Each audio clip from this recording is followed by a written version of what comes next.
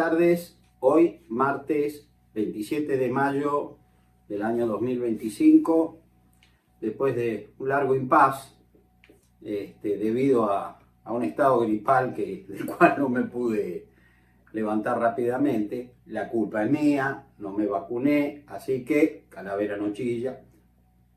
Y bueno, luego ustedes saben que, como había anunciado, acá el jefe de filmación, Ignacio Nacho Araujo, tuvo 3 parciales muy difíciles en una semana, de lo cual yo hablo en plural, ¿no? Porque uno es como que lo toma como propio.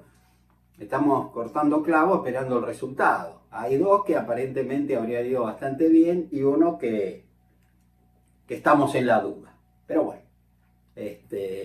quien ha estudiado alguna carrera universitaria sabe que son momentos muy difíciles. Así que bueno, deseándole la mejor de la suerte, por supuesto, seguimos adelante.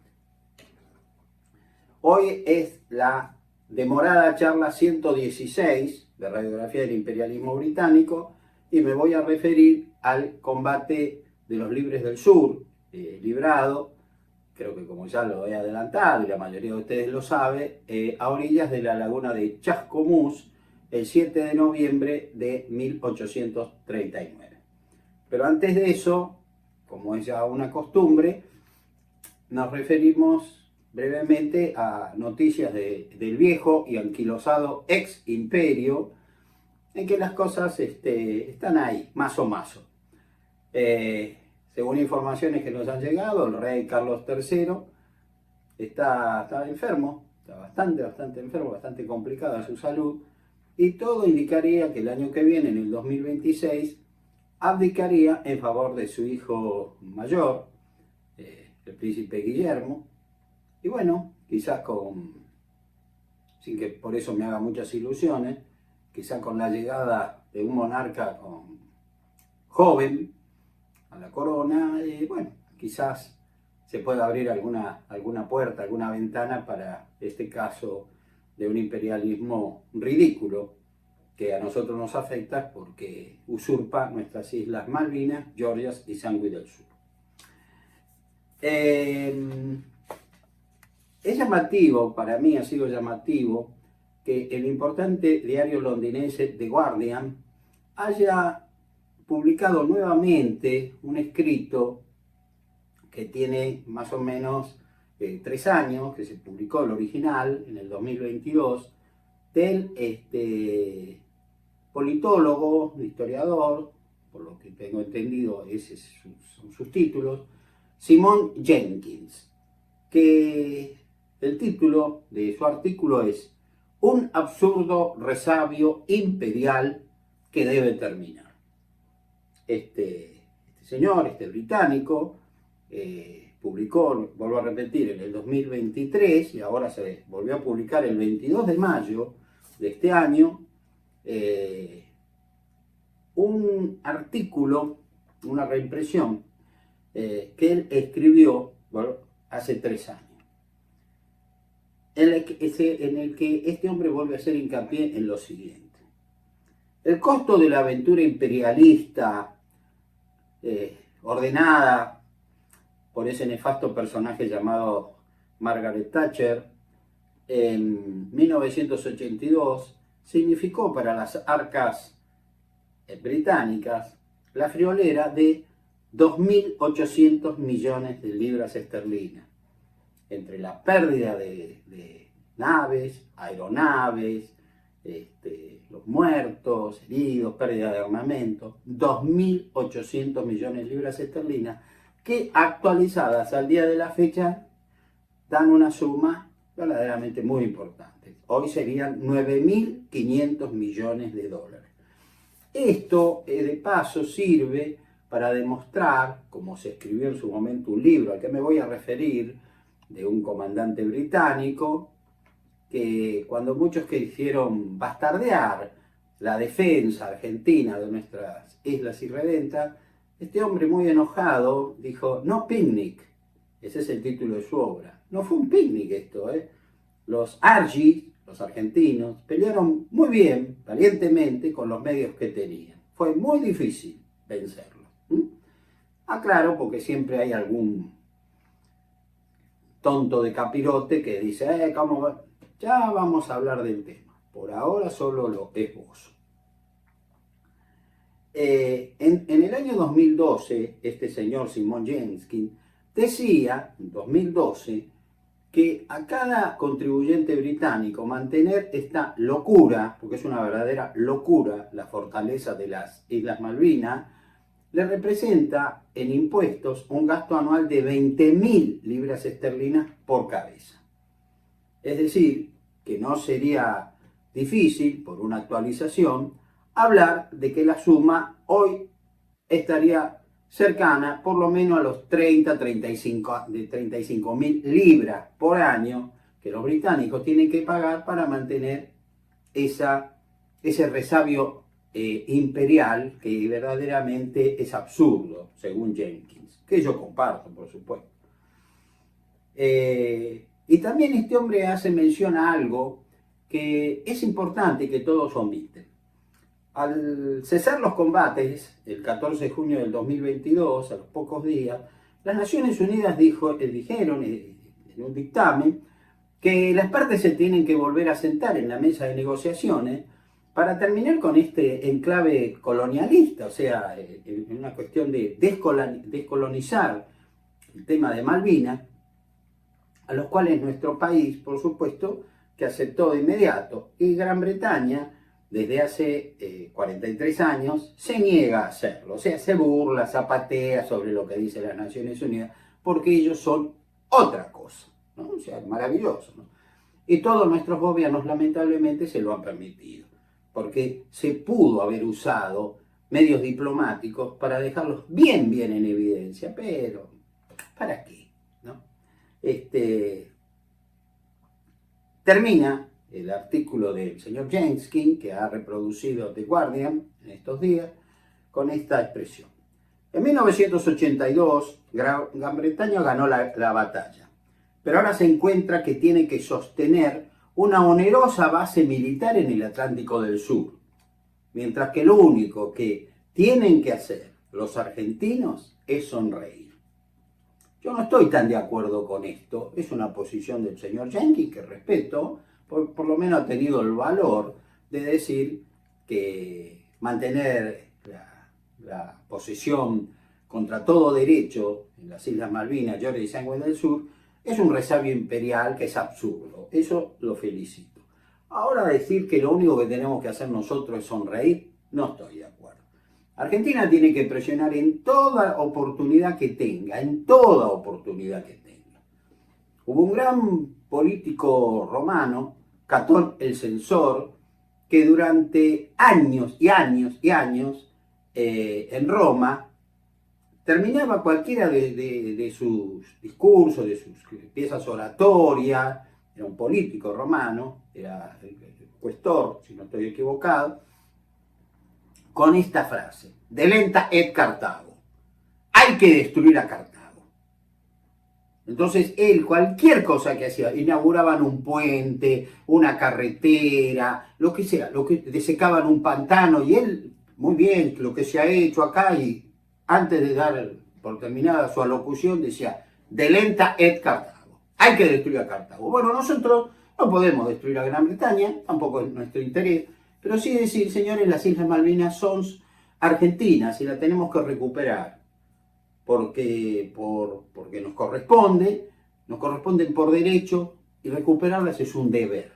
Permanentemente, eso es un mensaje que todos tenemos que dar, en cualquier ámbito en que estemos actuando, en cualquier ámbito. Es mantener una llama que, gracias a Dios, pese a los sucesivos gobiernos, ya los analizaremos, algunos en menor, otros en mayor medida, van como diciendo, bueno, ya está, ya pasó. El pueblo argentino no piensa así. Y cada vez esto es más elocuente, por eso yo mantengo una fe, pero no una fe ridícula, yo tengo fe en que lo vamos a lograr, porque el pueblo argentino ha decidido que lo vamos a lograr, y contra eso no hay gobiernos que valgan. En otra cosa importante, el mismo día que se publicó este artículo en The Guardian, el 22 de mayo, el jueves 22 de mayo de este año, concluyó en Londres el traspaso definitivo, la firma definitiva de la documentación por la cual el Reino Unido de la Gran Bretaña entregó la soberanía del archipiélago de Chagos a la pequeña y humilde República de Mauricio, en África, lo cual ha sido un éxito impresionante que a nosotros nos viene muy, pero muy bien. Lo vamos a analizar en su momento, pero lo quería hacer mención. 22 de mayo de 2025 es una fecha histórica. Se fueron, dejaron su última colonia. Algunos de ustedes me dirán, bueno, sí, pero hay una isla en la que se retienen pues una pista de aviación, la isla de Diego García. Sí, es cierto, pero los mauritanos se la alquilaron, quizá no les quedó más remedio, eso también lo respeto, por 99 años. Un arrendamiento, como hicieron los chinos con parte de Hong Kong, al cual ya me voy a referir. Pero Gran Bretaña tiene que pagar, y pagar muchísimo dinero anual, que sé que son varios millones de libras esterlinas, que a esa humilde república africana, la República de Mauricio, por supuesto, le viene de parabienes. Así que desde aquí, desde mi hogar, aunque seguramente ellos no se van a enterar ni de mi existencia, les envío a los mauritanos el más fuerte abrazo, la mayor enhorabuena, porque lo que ellos lograron es lo que nosotros podemos y debemos lograr sobre las Islas Malvinas. Con esto doy por finiquitado las informaciones del anquilosado ex Imperio Británico y paso a una breve síntesis de las cosas más importantes, según mi criterio, que han pasado en estos días. Se ha producido por una resolución del Poder Ejecutivo Nacional el cese de varios institutos históricos como el Instituto Belgraniano, el Browniano, el Newberiano y un reacomodamiento de otros. Y el Instituto Nacional Sanmartiniano también ha sufrido alguna modificación de la cual todavía no conozco todos los detalles, y se transformaría en un museo histórico referido a la vida del Libertador.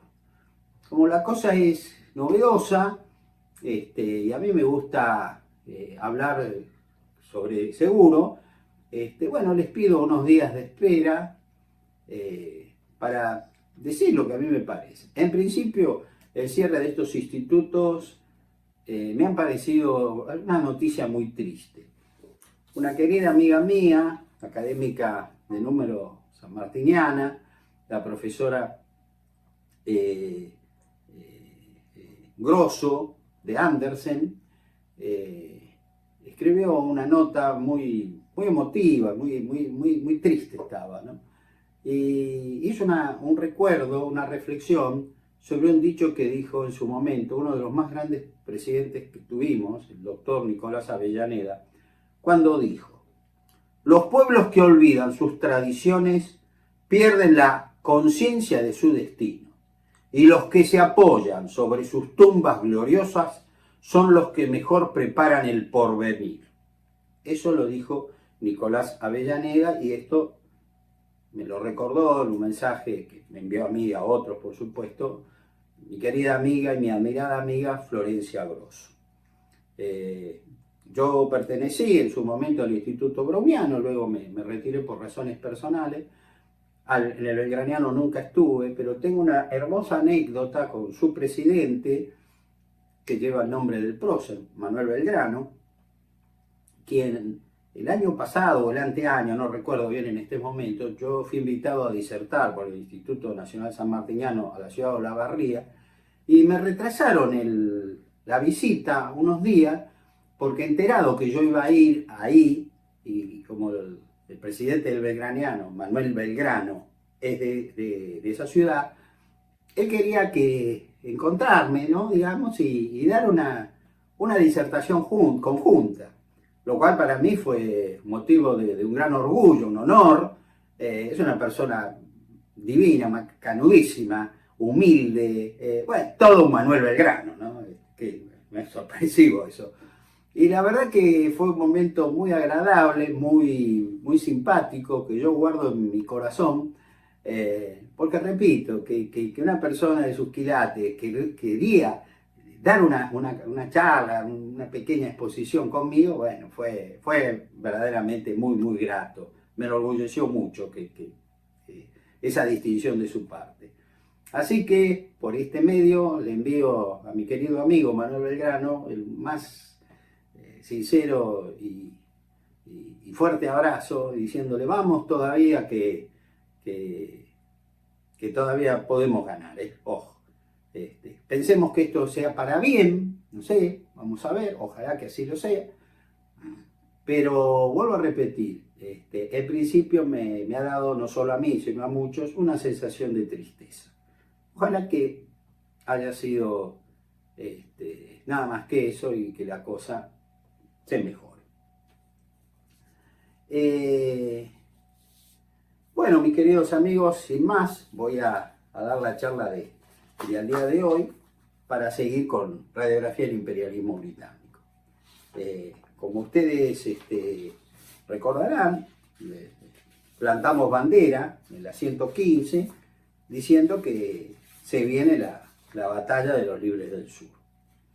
El sargento mayor Pedro Castelli, hijo del prócer de la Revolución de Mayo, de Juan José Castelli, el doctor Juan José Castelli, que era un hacendado del sudoeste de la provincia de Buenos Aires, primero pasó a Dolores y de Dolores va a ir a Chascomús porque todos se dan cuenta de que el combate, de existir el combate, va a ser en esa querida ciudad de Chascomús. Una reserva al mando del coronel Rico va a permanecer en Dolores, pero él pasa por la famosa estancia del Durazno. Ustedes recordarán que ahí es como que se planificó, digamos, la revolución de los Libres del Sur. Y bueno, llegó acompañado por gente de Chascomús, muy eufóricos, a dicha ciudad, siendo recibidos por gritos, por toda la población prácticamente, al grito de ¡viva la patria, muera el tirano!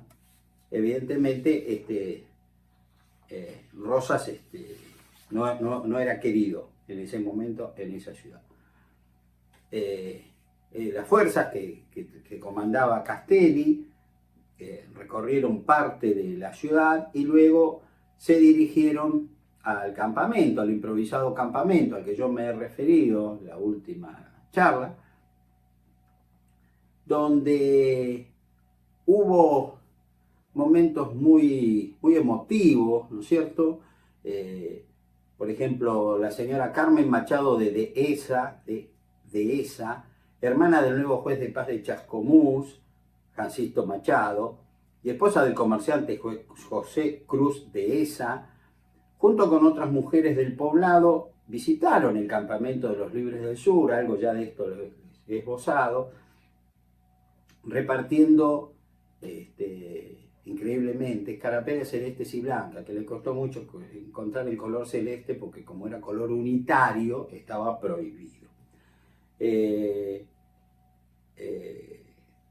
El señor Francisco Romay, el escritor Francisco Romay, en su obra Historia de Chascomús, recordando ese momento, decía que me parecía verla a esta señora y otras más, ¿no? A caballo, en este caso esta señora, dice, montada en un brioso caballo overo negro, al que se habían colocado cintas celestes trenzadas en las crines, mientras se dedicaba a recorrer dicho campamento repartiendo escarapelas argentinas, ¿no?, con los colores de la patria entre los oficiales y soldados. Les recuerdo que por ley de la provincia de Buenos Aires, de un par de años atrás, las escarapelas que se le decían tenían que ser rojas, coloradas, ¿no? Ese era el color. El celeste y blanco era el color unitario, prohibido. Con gran nostalgia, muchas de esas mujeres recordarían años más tarde, que se quedaron cortas con la escarapela, pues sobrepasaban los 1.300 hombres, los 1.300 valientes que se aprestaban a luchar contra las fuerzas del gobernador Juan Manuel de Rosas. El fatal desenlace. Ahora voy a leer directamente un trabajo, ¿no? Que hizo el escritor de Chascomús, que se dedicó a esta página de la historia, Juan Bautista Selva, sobre la batalla de Chascomús. Y dice así: se ha criticado acerbamente al infortunado Castelli las disposiciones que dio a sus tropas. No hay como estar en desgracia para que todos carguen la mano injustamente, lo cual es cierto. Recuerden una célebre frase de Napoleón: la victoria tiene 1000 padres, la derrota es huérfana. Y es así, el ser humano es así. Ante todo, sigue Selva en su relato, adviértase que tenía como principal consejero al coronel Ambrosio Kramer, jefe de la vanguardia, guerrero de indiscutible preparación. Comandó el regimiento 8 en la célebre batalla de Chacabuco, luego de cruzar los Andes a órdenes del general José de San Martín. O sea que Kramer le dijo, tendríamos que hacer esto, y bueno, Castelli aceptó su parecer. Para mí, equivocado, pero había que estar en ese momento. Juzgar con el diario del lunes es muy fácil, ¿eh? O como dijo una vez el general Belgrano, hablar cuando nunca han escuchado silbar una bala, habla cualquiera, ¿eh? Había que estar ahí, ¿eh? Las fuerzas de Castelli no podían ocupar un sitio más adecuado, según Selva. Venían a quedar con sus espaldas protegidas por la laguna, lo que aportaba la doble ventaja de tener asegurado su retaguardia contra el ataque del enemigo y contra defecciones o desbandadas en el momento de la lucha. Su flanco derecho estaba resguardado por la población y el izquierdo daba al arroyo Valdés, casi seco y fácilmente vadeable en esos momentos. Se tenían guardias apostados en resguardo de este flanco, sobre el camino a Pila, hacia el lado opuesto en la pulpería de Pedro Sánchez y sobre el arroyo de los Tóricos. Teníase una guardia de cívicos de Chascomús, comandado por Laureano de Esa. Por el frente, la orientación por donde esperaban el llegar del coronel Vicente González, había una guardia al mando de un sargento estacionado en lo de don Gregorio Marín. Otros vigías recorrían los contornos. Es cierto que pudieron colocarse otras guardias más avanzadas hacia el sur de la laguna, sobre el arroyo de Girado, por donde pasaron las huestes de Prudencio Rosas, hermano de Juan Manuel de Rosas, o en otros puntos, pero la verdad es que las fuerzas revolucionarias estaban a cubierto de una sorpresa. Bueno, yo acá en la obra describo las tres alas, izquierda, centro y derecha, que se distribuyeron las fuerzas revolucionarias por una cuestión que en el relato a ustedes no les va a decir nada, los va a confundir. No me voy a explayar sobre lo mismo. En el libro, en el tomo quinto de Radiografía del Imperialismo Británico, está perfectamente aclarado. Las fuerzas revolucionarias se ubicaron en las cercanías del camino que iba a Dolores, a unos 200 metros de la laguna, en una posición bastante riesgosa, aunque la misma permitía efectuar una eventual retirada, por lo que el enemigo avanzó en un amplio círculo para evitar que eso sucediese. Tener en la espalda del ejército la laguna, para mí, fue un gravísimo error. Mismo error que cometieron las legiones romanas que enfrentaron al genial general cartaginés Aníbal Barca en la batalla de Trasimeno, en la que mientras la legión iba caminando paralelo al lago Trasimeno, desde unas colinas atrás de los árboles, atacó Aníbal con su fuerza. Cortaron la vanguardia y la retaguardia romana, tropas de caballería, entonces estos quedaron defendiéndose, y cuando cundió el pánico entre sus filas, muchos legionarios se arrojaron a las aguas prácticamente congeladas, es un lago alpino, y por el peso de la cota de malla, de su armamento, murieron ahogados. Ese día murieron miles de romanos, ¿no? Y Aníbal solo tuvo la pérdida de algunos aliados galos que no le importaron mucho. Fue un gran triunfo del genial general cartaginés, uno de los más grandes capitanes de todos los tiempos, ¿no? Y eso de tener un agua atrás de tus espaldas es malo, es malo. Cramer o ignoraba esto cuando se lo aconsejó a Castelli, o pensó que, bueno, que la cosa no, ellos iban a poder aguantar y vencer. Se equivocó.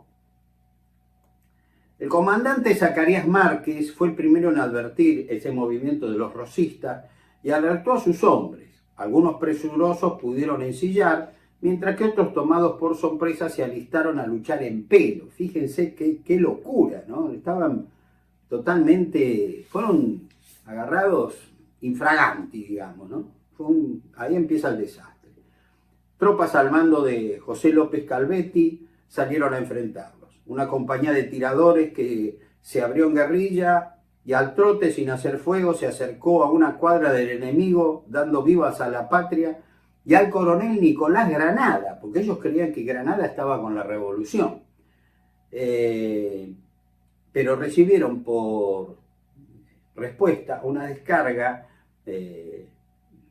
una cerrada descarga de carabinas que produjo gran mortandad y una total dispersión. Al observar lo precedente, atacó con su escuadrón Francisco Olmos, quien dio la orden de avanzar al grito «a la carga y al degüello». Y lanzados al galope chocaron contra la vanguardia del coronel Manuel del Carmen García, que los dispersó con sus carabinas. Al generalizarse el combate en una lucha cuerpo a cuerpo, la derecha del ataque se fue inclinando a favor de los revolucionarios por pocos minutos, gracias a las cargas de Olmos, Márquez, Ramos Mejía y Campos. Sin embargo, esto no pudo sostenerse en el tiempo, porque la certera puntería de los coraceros del coronel Nicolás Granada, que los revolucionarios creían que estaba con él, hicieron verdaderamente una carnicería entre los revolucionarios. La mayoría de ellos eran peones de campo, no eran soldados, no estaban fogueados en eso, mal armados, algunos, como ya expliqué, montados en pelo. Y bueno, de pronto alguno dijo, sálvese el que pueda, y ahí empezó el fin de todo. Y se dispersaron. Tratando de evitarlo, Zacarías Márquez cargó junto con su escolta al mando del capitán Pedro Lacasa, muriendo el primero de ellos en dicho ataque. El entrevero se hizo general. La indiada rosista, porque las tropas de Rosas lucharon con aliados indios araucanos procedentes de Chile, arremetieron la indiada vociferante y cruzó como una exaltación el campo patriota sin causar gran estrago, pero generando terror, porque a los indios araucanos la verdad que nuestros paisanos les tenían miedo, porque esta gente no tomaba prisioneros, eran muy, muy sanguinarios. La vanguardia revolucionaria al mando del comandante José Mendiola soportó una dura defensa al atacar al enemigo, sucumbiendo ese valiente jefe al frente de sus hombres. Muertos Márquez y Mendiola, se produjo un desbande generalizado en las filas revolucionarias y entonces el escuadrón sagrado, tal su nombre, al mando de Martín Campos, cargó sobre la izquierda enemiga, logrando su dispersión, pero no su aniquilamiento. En semejante conflicto, se refiere a la confusión que trajo la muerte casi simultánea de Zacarías Márquez y José Mendiola, el escuadrón de hacendados descubierto, ya en peligro de ser flanqueado, se corrió a la derecha gracias a la actitud enérgica de José Martín Campos y del ciudadano Lorenzo Gómez, que fue lanzado poco tiempo después. Todo se hizo muy confuso. En medio del entrevero, el coronel Prudencio Rosas, que para algunos, para muchos, estaba en fuga o muy distante, como manejaba la batalla a prudente distancia, salió imprudentemente en persecución de estas tropas revolucionarias que estaban fugándose, que dieron vuelta cara al enemigo y que, bueno, no fue un desastre porque la oportuna intervención de las disciplinadas tropas del coronel Nicolás Granada, que entró al combate luchando a favor de Rosas, pero muchos revolucionarios creían que estaba a favor de ellos. Entonces, dicho jefe rosista, Granada, al observarse el imprudente desplazamiento revolucionario, cargó contra las fuerzas del teniente coronel Ambrosio Kramer, quien, intentando un último y desesperado esfuerzo para restablecer el orden con las reservas que le quedaban, cayó mortalmente herido, y esta fue la última tentativa de los patriotas. Así murió ese gran hombre, que sin duda fue Ambrosio Kramer, que pudo haberse excusado de combatir, porque no era su pelea, digamos, era una pelea, una lucha intestina, pero el tipo dijo: yo estoy con mis vecinos, con mis amigos, yo estoy con la libertad.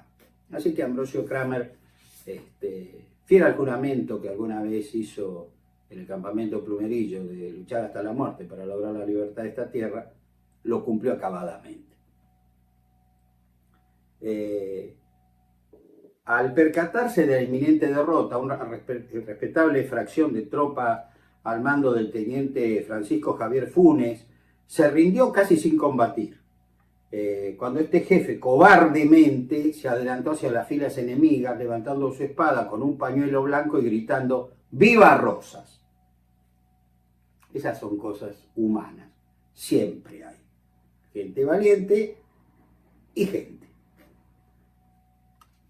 Quienes no pudieron escapar se replegaron contra la laguna y allí se produjo la mayor mortandad. Entre ellos murió Domingo Lastra y su hijo Fermín, cuyo monumento queda hasta el día de hoy frente a la laguna de Chascomús. A las 8 de la mañana, el coronel Nicolás Granada, el verdadero vencedor de la jornada, no festejó, pues entre los 250 muertos de ambos bandos tenía buenos amigos en los dos ejércitos. Se tomaron unos 200 prisioneros, el resto logró escapar, iniciándose una implacable persecución que abarcó Dolores, Monsalvo, Tordillo y los pequeños puertos del Tuyú. ¿Y dónde se encontraba el valiente Prudencio Rosas? Al buscarle para informarle de la victoria, lo encontraron en un rancho, 5 leguas distante, o sea, muchos kilómetros del frente de combate, el hermano de Rosas. Y entonces redactó un parte muy lavado, ¿no?, a su hermano, en el que mendazmente dio a entender que combatió, ¿no? Bueno, acá no lo voy a leer por una cuestión de tiempo, pero es muy interesante su lectura, de un hombre que no combatió. Pero bueno, no es la primera vez que alguno se pone laureles que verdaderamente no obtuvo. El degüello de Pedro Castelli. En la triste tarde del jueves 7 de noviembre de 1839, todo ha terminado a la mañana, solitario y triste y aturdido por el inesperado descalabro de Chascomús, volvía Castelli a Dolores, al galope corto de su caballo. Al pasar por la barranca de la laguna Chischis, un prófugo rosista lo asaltó tomándole las bridas de su caballo, pero logró liberarse. Siguió galopando con otros dispersos, logrando llegar a los Sauquitos, donde encontraron fuerzas de Rico y continuaron su marcha hacia Dolores.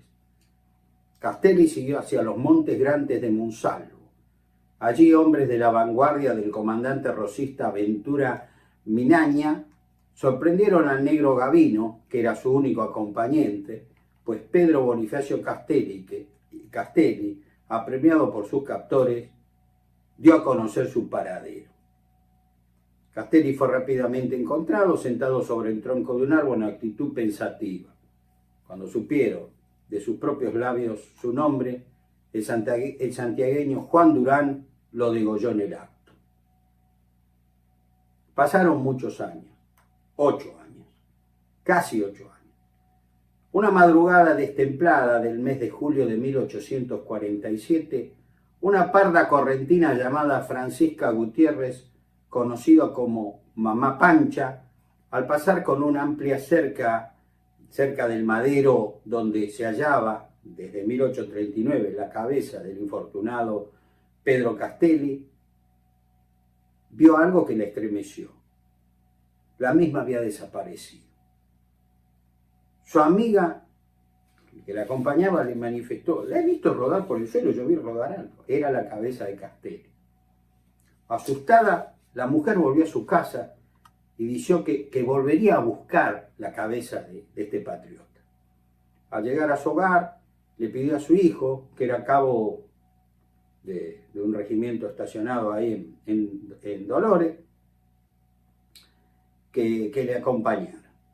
Mamá Pancha la encontró, la envolvió con su poncho y procedió a esconderla en un lugar seguro. Al otro día, al advertirse su desaparición, se produjo un gran revuelo en la ciudad de Dolores y pese a las investigaciones realizadas, no se pudo dar con su paradero. La valiente mujer la tuvo en su lugar secreto durante 5 años, hasta que se produce la caída de Juan Manuel de Rosas.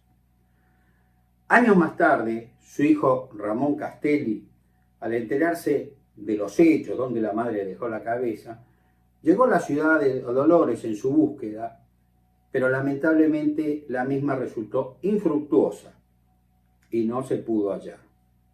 La cabeza del sargento mayor Pedro Castelli nunca fue hallada.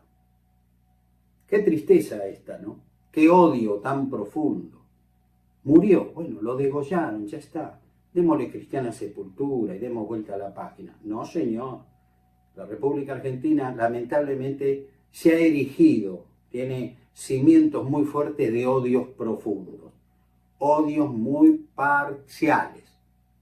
Si lo hizo fulano, es malo. Si lo hicimos nosotros, es bueno. Y así no es la cosa. Lo bueno es bueno y lo malo es malo. Siempre es así. O mejor dicho, debería ser. Bueno, mis queridos amigos, no me voy a extender, ya termina esta charla, la 116. Así que si Dios quiere, nos vamos a reencontrar el próximo jueves con la 117. Como siempre, agradezco todos los mensajes que me envían, las preguntas que hacen. Yo, como ustedes verán, siempre respondo a todo. Para mí esto es una tarea, como un trabajo. Lo mío es esclarecer lo mejor que se pueda el tema de Malvinas. Usted dice, bueno, pero esta batalla que tiene que ver, todo tiene que ver con todo. Les pido por favor que confíen en mi palabra. No los voy a defraudar, aunque esa expresión mejor la retiro. Ustedes sabrán por qué. Tengan ustedes muy buenas tardes.